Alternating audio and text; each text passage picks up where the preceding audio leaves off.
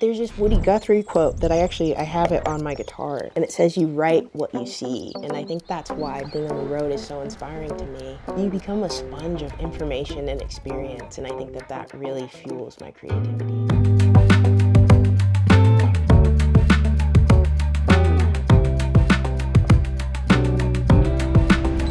If I set myself up for success, and if I have a good day, and if I start the day with things that I love and the way that I love, it makes the rest of my job and the rest of my day really, really easy and fulfilling.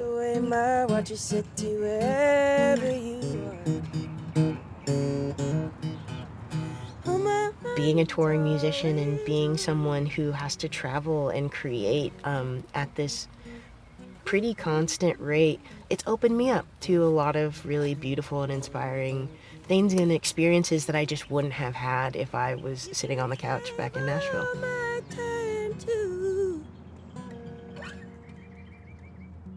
Whether I'm like in LA on a writing trip or I'm back home in Nashville, I ultimately try to, no matter where I am, set time to be creative.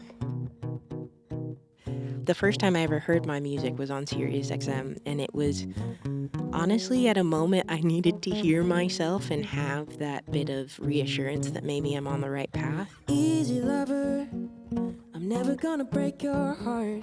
I might bend it out of shape, but if you point out my mistakes, I'm not afraid to hit restart. I've been running. One day I was just writing about the fact that my mind and my heart seem to be in multiple places. And that's what all my time is about, is sort of like everything that I do it so I can pour into the things that I care about. And it comes at a sacrifice. It means that I have to spend like 100 days away from home, but it all is, to me, worth it, because the heart of it is that it's for myself and for the people that I love.